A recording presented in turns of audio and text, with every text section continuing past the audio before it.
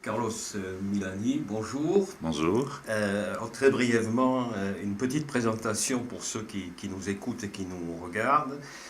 Vous êtes un éminent professeur de relations internationales, formé notamment en France, actuellement professeur à l'université de Sao Paulo. De l'État de Rio. Ah, de l'État de Rio, Ouais. pardon. Et vous avez été professeur également à Salvador de Bahia, Ouais. fonctionnaire à l'UNESCO. Donc ça fait beaucoup de choses, mais dans votre curriculum, je n'ai trouvé aucune mention d'appartenance politique. Pourtant aujourd'hui, vous souhaitez vous exprimer sur les événements qui se passent au Brésil. Donc c'est une question tout à fait personnelle, la première. Pourquoi cet engagement aujourd'hui ? Cet engagement, je pense qu'il est important, même si je ne suis pas membre inscrit à aucun parti politique au Brésil, parce que nous traversons une période très délicate de notre démocratie. Notre démocratie est en fait en danger en raison des événements récents. Ce qui se passe au Brésil, c'est un coup institutionnel, c'est un coup froid, comme on a pu lire dans des revues, même ici en Europe. Der Spiegel a parlé de coup froid, par exemple. D'autres quotidiens et revues ont aussi mentionné le terme coup institutionnel. Et je pense qu'il est important de diffuser ce problème que nous traversons au Brésil, ici en France. Très concrètement, qu'est-ce qui vous a choqué dans la procédure de destitution de la présidente, qu'on appelle d'ailleurs au Brésil d'un terme qui n'est pas dans la constitution brésilienne, un terme qui vient des États-Unis, impeachment. Oui, nous avons la Constitution qui prévoit la destitution de la présidente, mais à condition qu'il y ait un crime de responsabilité. La loi sur le impeachment, sur la destitution, c'est une loi qui est antérieure à la Constitution de redémocratisation du Brésil de 1988. Cette loi date de 1950 et elle prévoit toute une série d'articles pour identifier ce qu'est un crime de responsabilité. Et ce n'est absolument pas clair, il n'y a pas de preuves empiriques, des évidences empiriques sur ce crime de responsabilité de la part de la présidente. En plus, elle n'est impliquée dans aucun scandale de corruption, alors que le vice-président, l'actuel vice-président, y est, alors que l'ancien président de l'Assemblée nationale de la Lower House est impliqué de façon scandaleuse dans beaucoup de crimes et de délits commis par ce député national. L'actuel président du Sénat, lui aussi, il est impliqué dans plusieurs scandales financiers et de corruption. Donc il y a aussi une forme d'injustice très, très évidente au regard de même ceux et celles qui ne sont pas forcément favorables au gouvernement et aux politiques gouvernementales que Dilma Rousseff mettait en œuvre. C'est que c'est une femme honnête, envers laquelle il n'y a aucune preuve juridique de loi en matière de crimes commis pour justifier la destitution en cours. Donc voilà en quelques mots. Donc la question suivante, quelle est l'intention de ceux qui se sont lancés dans cette procédure de destitution ? Si ce n'est pas la recherche de la justice, la morale publique, quel est leur objectif ? Tout s'est construit au départ autour d'une opération qui s'appelle Lava Jato, lavage de voiture, je ne sais pas comment on dit ça en français, qui combat de façon très profonde la dissémination de la corruption au Brésil. Mais de façon très sélective, cette opération a essayé en lien avec les principaux médias très conservateurs au Brésil, tels que Globo ou Folha de São Paulo ou Estado de São Paulo, pour en citer les plus importants, a aussi fait des leaks, je ne sais pas comment dire ça en français, comme Wikileaks, c'est-à-dire ils ont laissé fuir, c'est des fuites, je pense que c'est ça le mot en français. Il y a des fuites de l'opération, alors que le procès légal n'est pas conclu, il y a des fuites qui apparaissent dans les médias, même avant la conclusion d'un jugement par le pouvoir judiciaire. Donc, cette opération Lava Jato, qui combat la corruption, a créé une espèce de grand combat moral de la société brésilienne contre les corrompus. Sauf qu'il y a une espèce d'identification, à mon avis, très dangereuse entre la corruption et que le Parti des travailleurs, même s'il y a beaucoup d'autres partis qui sont en fait impliqués dans beaucoup de scandales. Alors, derrière tout ce qui est en train de se passer, c'est la société brésilienne, ce sont les médias ou ce sont les partis politiques? Il y a tout. La société brésilienne, elle est polarisée, elle est complètement divisée. S'il y a 1 million de personnes qui sortent dans les rues contre le gouvernement Dilma et pour la destitution de Dilma, il y a le lendemain 1 million de personnes qui sortent aussi pour la protection de la démocratie. Et par exemple, l'encadrement ou la façon dont les médias diffusent ces nouvelles à la télé est très inégalitaire. Télé Globo, par exemple, arrête sa programmation normale pour diffuser toutes les manifestations qui sont contre le gouvernement et annonce de façon très spectaculaire, voilà, les familles brésiliennes, la société brésilienne qui est mobilisée contre le gouvernement de Dilma. Le lendemain, la même quantité de personnes sortent dans les rues. Ça n'apparaît pas avec la même quantité d'images spectaculaires. Et en plus, c'est annoncé, les amis de Dilma sortent dans la rue. Alors que ce n'est pas forcément des amis de Dilma. Donc, je reformule ma question. Alors, qui est derrière tout ça? Est-ce qu'on peut considérer que c'est davantage les entreprises, avec les grandes entreprises de médias, ou est-ce que ce sont les partis politiques dont on ne comprend pas très bien d'ailleurs la stratégie, puisqu'ils ont basculé en quelques jours de la majorité à l'opposition, pour des raisons qui n'ont même pas été expliquées au cours du vote du 17 avril au Congrès des députés? Bon, il y a vraiment, c'est très, très difficile de résumer, de faire une synthèse, mais il y a plusieurs acteurs impliqués en termes de, si on fait une espèce d'analyse politique de qui sont les agents impliqués dans ce processus. Donc il y a la police fédérale avec cette opération Lava Jato dont je vous ai parlé. Il y a une partie du pouvoir judiciaire qui est aussi impliquée dans le montage de ce coup institutionnel, de ce coup froid. Il y a une grande partie des parlementaires, les médias. Il faut dire que les médias au Brésil sont organisés de façon très oligarchique autour de 7 ou 8 familles qui contrôlent environ 75% des médias écrits, télévisés et radio au Brésil, ce qui fait une concentration énorme et qui crée un enjeu pour la démocratie en matière de diffusion des nouvelles, en matière de diffusion de ce qui se passe au Brésil.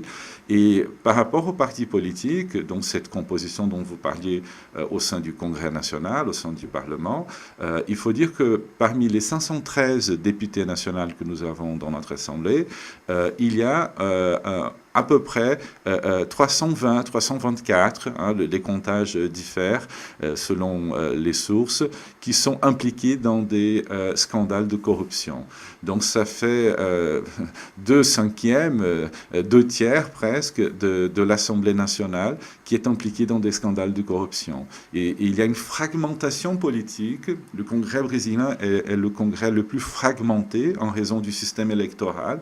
Nous avons actuellement 24, 28, parce que les partis disparaissent du jour au lendemain aussi, entre 24 et 28 partis représentés au sein de l'Assemblée nationale, ce qui rend impossible le montage d'une coalition gouvernementale stable. Donc, Fernando Henrique Cardoso avait réussi à monter dans le temps une coalition avec... Qui était membre du PSDB. Qui était membre du PSDB, voilà. Donc, quand il était président, il n'avait pas non plus le PSDB, la majorité au Parlement, et donc il a réussi à monter une coalition avec 8-9 partis politiques au cours de ces 8 années de mandat présidentiel. Lula a augmenté cette coalition en raison de l'augmentation de la fragmentation politique au sein du Congrès, et sa coalition comportait environ 12 partis politiques. La coalition de Dilma est arrivée à 16 partis politiques. En fait, il y a aussi un problème en termes de fonctionnement de cette coalition avec un nombre si important de partis. Ce qui a surpris malgré tout, c'est ce qu'on n'arrive pas à très bien comprendre, quelle est la mécanique qui a permis cette rupture, c'est en l'espace de 15 jours, comment la majorité présidentielle est devenue minorité. À partir de la décision du PMDB, le 29 mars, on a vu tout se défaire brutalement. sans que des raisons très claires aient été données aux Brésiliens. Bon, il y a disons une cause très facilement identifiable dans le basculement du PMDB au sein de l'Assemblée nationale.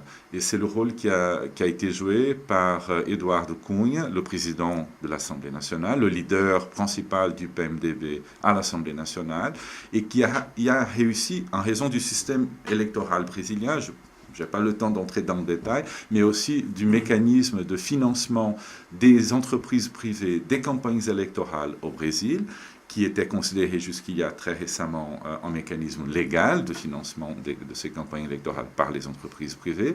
Il avait réussi à constituer, à travers différents partis, qui ne sont pas forcément des partis idéologiques, mais des partis presque des associations criminelles, si je puis dire, il a réussi à construire autour de lui et de sa figure et de son leadership et de sa capacité de mobilisation, de financement privé pour les campagnes, un nombre assez important de députés. Et donc, quand le PMDB a basculé, ce n'était pas que le PMDB qui avait basculé, c'était aussi tout un ensemble de petits partis qui avaient entre 10, 20 députés, ou même moins.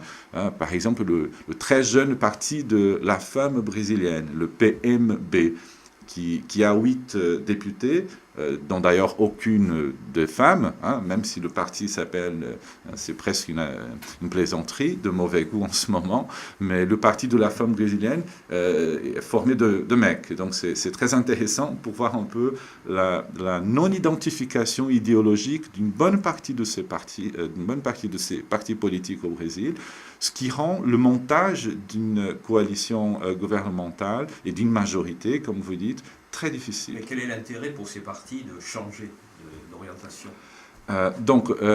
L'intérêt, ça c'est une question importante parce que là, ça nous remet un peu sur quelles sont les causes de l'insatisfaction.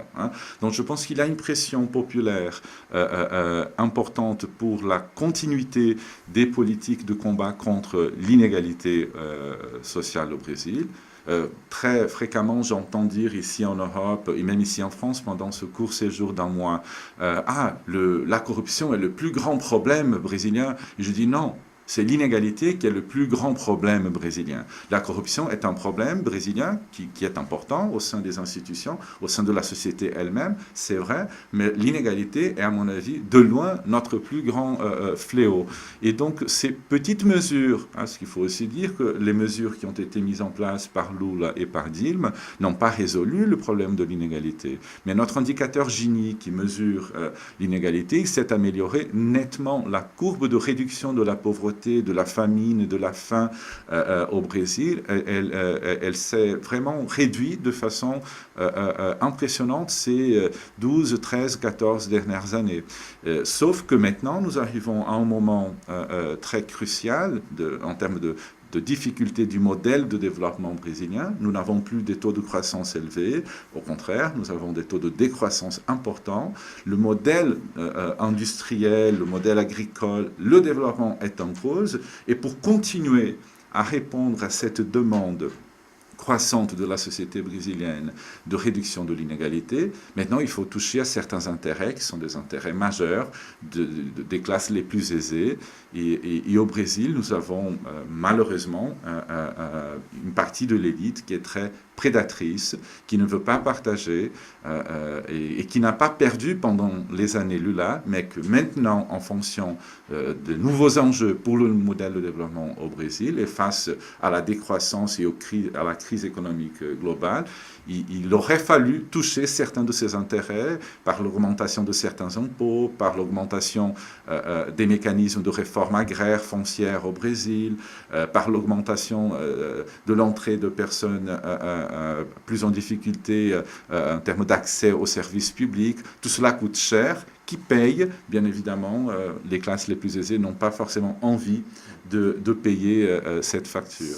Ce qu'il est possible de voir de l'extérieur, c'est qu'il y a eu, c'est quelque chose d'assez insolite, même en France, une mobilisation du patronat de Sao Paulo, le MEDEF brésilien, qui a même fêté le vote du Congrès. Je regardais une revue économique brésilienne, le fondateur d'une chaîne de restauration rapide, Habib apparaissait en couverture, lui aussi mobilisé de façon politique, directement politique, contre la présidente pour sa destitution, et donc pour un changement de politique. Donc si je comprends bien, ces mobilisations du patronat répondent à cette crainte d'avoir à payer la poursuite des politiques de réduction des inégalités. Je sais que ça paraît un peu, peut-être, comme vous dites ici en France, ringard de parler de conflit de classe au XXIe siècle. Mais ce que nous traversons au Brésil, c'est exactement cela. Si vous regardez la géographie du vote, la géographie électorale des dernières élections présidentielles de 2014 au Brésil, quand Dilma avait remporté une différence très, très petite par rapport à son rival, au candidat rival du PSDB, Aécio Neves. Mais quand vous regardez quelles sont les régions qui ont voté pour Dilma et pour la continuité de ce projet politique de transformation du pays, mais c'est les régions les plus pauvres du pays. Donc c'est le nord-est, c'est le nord du pays qui a voté pour le Parti des travailleurs, pour la coalition qui avait été formée. Et le sud et le sud-est, plus riches, plus industrialisés, a voté contre. Donc il y a un conflit de classe qui se vérifie aussi en matière de vote, en matière de géographie du vote.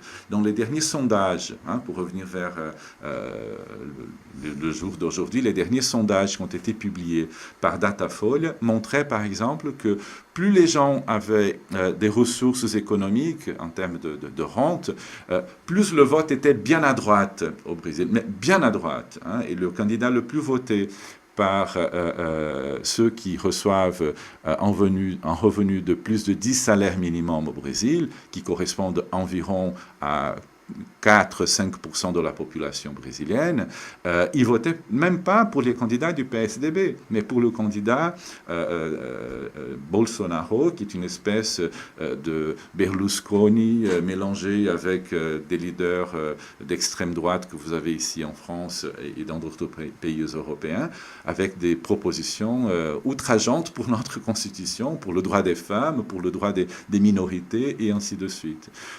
Donc, vraiment, la situation, elle est très, très tendue. Nous sommes dans une société très polarisée. La dernière question que je voudrais vous poser porte sur l'avenir. Donc, si on reprend l'expression que vous avez utilisée, le descriptif de la situation comme une lutte des classes, le changement qui va s'opérer probablement avec le vote du Sénat va introduire non seulement des changements à la tête du pays, mais une orientation tout à fait nouvelle de la politique, plus favorable aux détenteurs de capitaux, et qui peut donc provoquer pour les prochains mois des troubles assez graves sociaux au Brésil. Je suis vraiment très inquiet de la situation dans mon pays. Je rentre là dans 3-4 jours chez moi. Et j'ai lu récemment, je vous disais tout à l'heure, des articles d'un de nos plus grands politologues, le professeur Vanderlei Guilherme dos Santos, qui écrit, qui a 80 ans, et qui a prévu qu'il y aura du sang. Donc, à travers cette métaphore du sang, c'est vraiment le conflit de classe et la résistance à laquelle beaucoup de personnes en faveur de la démocratie au Brésil soutiennent en ce moment. Et je voudrais, avant de finir, dire deux choses qui m'ont échappé pendant que je vous répondais aux questions, qui me paraissent quand même très importantes pour penser l'avenir. C'est le rôle de certains juges, même des juges de la Cour suprême au Brésil, qui, avant de justifier leur vote en termes de production d'une sentence, annoncent déjà à la télé, de façon très politique, qu'ils sont en faveur de l'impeachment. Alors ceci me paraît vraiment scandaleux du point de vue de la démocratie, des institutions politiques. Comment est-ce qu'un juge, il y a eu le cas même d'un juge qui avait interdit que Lula soit reconnu comme ministre de la maison civile de Dilma Rousseff, et qui 2 jours avant était dans une manifestation avec un t-shirt à bas Dilma, à bas le PT, à bas le communisme, des choses vraiment impressionnantes quand on voit la figure d'un juge, d'un magistrat, et qui traverse tout le pouvoir judiciaire brésilien en ce moment. Le deuxième aspect que je voudrais mentionner, c'est que ce coup froid au Brésil n'est pas le premier en Amérique latine. Il s'inscrit dans une série d'expériences historiques très malheureuses, et je ne parle pas du XXe siècle, mais je parle du XXIe siècle. En 2002, il y a eu un essai de coup d'État contre Hugo Chavez au Venezuela. En 2004, en Haïti, contre Jean-Bertrand Aristide. Et puis par la suite, en 2009, en Honduras. Et en 2012, au Paraguay. Et maintenant, nous avons en 2016 peut-être l'essai le plus réussi, parce que c'est quand même le pays le plus important, la plus grande économie d'Amérique latine, avec des liens étroits avec le groupe BRICS, Brésil, Chine, Inde, Russie et Afrique du Sud. Et bien évidemment, ce qui m'étonne jusqu'à ce moment, c'est le silence mortel du président Obama, qui ne se silencie pas devant la société britannique pour donner conseil quant au vote sur appartenir ou pas à l'Union européenne, qui n'a cessé de parler à la société ukrainienne quand il y avait un conflit sociétal très important en Ukraine, qui parle aux Turcs sur la démocratie, mais qui ne parle pas aux Brésiliens sur la démocratie brésilienne. Ce fait est, à mon avis, d'autant plus important, parce que ça nous renvoie à une géopolitique qui est réelle, hein, et bien évidemment que la politique étrangère des années Lula-Dilma était une politique beaucoup plus autonomiste, beaucoup plus indépendantiste par rapport à l'importance de l'hégémonie nord-américaine dans la région. Et pour finir, le sénateur Aloysio Nunes, qui est le sénateur du parti de la social-démocratie brésilienne, président de la commission de relations extérieures au Sénat au Brésil, le lendemain du scandaleux vote du 17 avril, est parti aux États-Unis, à Washington, et mine de rien, il a été reçu par son homologue, président de la commission de relations extérieures, un républicain, Bob Corker. Il a été reçu par le numéro 3 du département d'État, ambassadeur Thomas Shannon, qui avait été ambassadeur au Brésil. Et par la suite, il a été reçu en fait à la fondation Madeleine Albright.